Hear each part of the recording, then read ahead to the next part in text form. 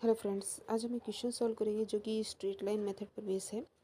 Illustration 1 क्या है कि messrs Singhania and brothers purchase a plant for ₹5 lakh on April 1, ये 2016 है यहाँ पे, and spend ₹50,000 for its installation. The salvage value of the plant after it's useful life of 10 years is estimated ₹10,000। Record the general entries for the year 2016 and 17।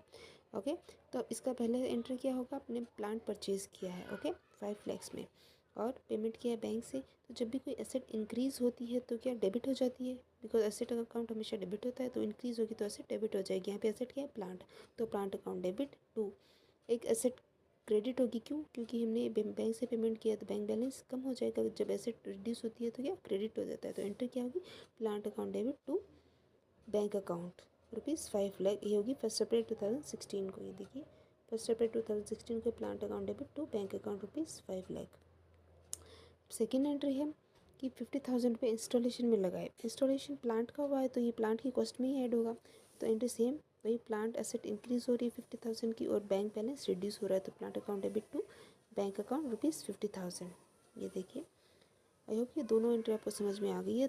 अब third entry होगी at the year and, क्योंकि और बीच में कुछ भी इसमें transaction नहीं बताया हुआ, तो एट द ईयर एंड क्या एंट्री होगी, डेप्रिसिएशन की, क्योंकि हमने ऑलरेडी सीखा हुआ है कि रेवेन्यू अकाउंट है, जो भी रेवेन्यू आती है उसके अकॉर्डिंगली प्रोपोर्शनलिटी एक्सपेंसेस भी same year he right of किया जाना चाहिए। तो इस प्लांट की जो भी गुड्स प्रोड्यूस हुआ उस पर इनकम दिखाया जाएगा P&L अकाउंट में, तो जो एक्सपेंस है in the form of depreciation भी उसी साल में चार्ज किया जाएगा। तो डेप्रिसिएशन कैसे कैलकुलेट करेंगे,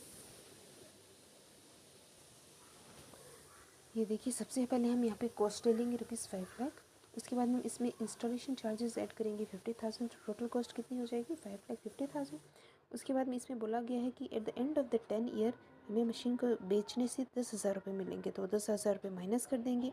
उसके बाद में हमारे पास टोटल एक्चुअल इसकी कॉस्ट क्या रह जाएगी, 5,40,000।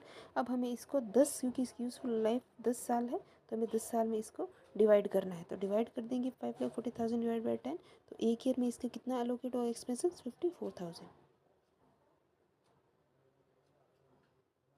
तो इसकी एंट्री क्या होगी, डेप्रिसिएशन अकाउंट, क्योंकि डेप्रिसिएशन एक्सपेंस है, जब भी एक्सपेंस इंक्रीज होता है तो डेबिट होता है, तो depreciation account debit to. Asset की वैल्यू डिक्रीज होगी, क्योंकि एसेट पे लग रहा है, प्लांट पे लग रहा है, तो to plant, depreciation account debit to plant account कितना, 54,000। हर साल ईयर एंड यही एंट्री पास होगी। उसके बाद में हमें इसको क्लोज करना पड़ेगा, क्योंकि डेप्रिसिएशन अकाउंट ही नॉमिनल अकाउंट है, इसको क्लोज किया जाता है हर साल एट द ईयर एंड, तो इसको P&L में ट्रांसफर कर देंगे, तो P&L account debit to depreciation का, तो डेप्रिसिएशन अकाउंट क्लोज हो जाएगा और P&L अकाउंट डेबिट हो जाएगा 54,000 से।